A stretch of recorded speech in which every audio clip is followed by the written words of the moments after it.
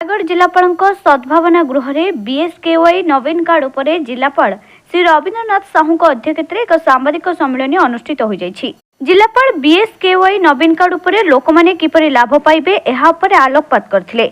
एही योजनारे आगरु ration card उपभोक्ता माने सुविधा पाउथिले, किंतु एबे भी बीएसकेवाई नवीन कार्ड हेबा द्वारा बहु लोक एहार सुविधा पाइबे। एही योजनारे पंजीकरण करबा पई योग्यता गुड़िक हला केवल ग्रामांचल लोक मानक पई ओ एही योजनारे कौनसी सदस्य 2022-23 आर्थिक वर्ष रे आयकर दाता होई नथिबे, कौनसी सदस्य सरकारी कर्मचारी किंबा पेंशन भोगी होई नथिबे, वर्तमान चालुथबा बीएसकेवाई कार्ड रेशन कार्ड अंतर्भुक्त होई नथिबे। एही योजना केवल ऑनलाइन माध्यम रे दाखल करि परिबे। कौनसी ऑफलाइन माध्यम रे दरखास्त को ग्रहण करा जिवो नाही। 6/1/2024 ठारू 16/1/2024 पर्यंत लोक माने आवेदन करि परिबे। 18 वर्षर ऊर्ध्वक पई भोटर कार्ड थिबा आवश्यक एवं 5 वर्ष पिला मानक पई आधार कार्ड आवश्यक बोली सांबादिक सम्मेलन रे जिलापाल और सीडीएमओ सूचना दैछंती। आगे जो बीएसकेवाई योजना थिला सेतिरे 80% लोक कवरेज होउतले, सेतिरे आउ जो किछि लोक बळका रहि जाउतले सेमानकु इनक्लूड करिया पई सरकार गोटे चिंता कला। तेणु सेटा दान देले बीएसकेवाई नवीन कार्ड। सेतिरे हमर ग्रामांचल रे थिबा प्राथमिक पर्याय रे ग्रामांचल जो लोक माने अछंती तांको भितरु जो मानकर इनकम टैक्स दौचंती, जो माने पेंशन पाउचंती, जो माने सरकारी चाकरिया तांको बाद दिया जाए समस्त को इनक्लूड करागला।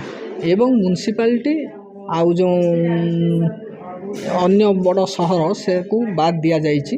परवर्ती अवस्था से मध्य इनक्लूड करा जाई पारे। सुविधा कौन पाइबे? सुविधा से बीएसकेवाई समस्त सुविधा पाइबे। एवं 6 तारीख पर्यंत आमर प्रचार रही। 6 तारीख रु ऑनलाइन तार रेजिस्ट्रेशन हम। 16 तारीख पर्यंत रेजिस्ट्रेशन डायरेक्ट भुवनेश्वर रे सास रे जाई पहुँचबो। सेठी से माने स्क्रीनिंग करिवे। 1 मे रु सेमानकु এই সুবিধাটা মিলিবে। जो लोक माने जो रेजिस्ट्रेशन करिवे प्रशासन पक्ष कोन फीड दिया जाय से कोन सुविधा करा जाय किंतु सेठी पैसा सेमानकु लागिवोनी।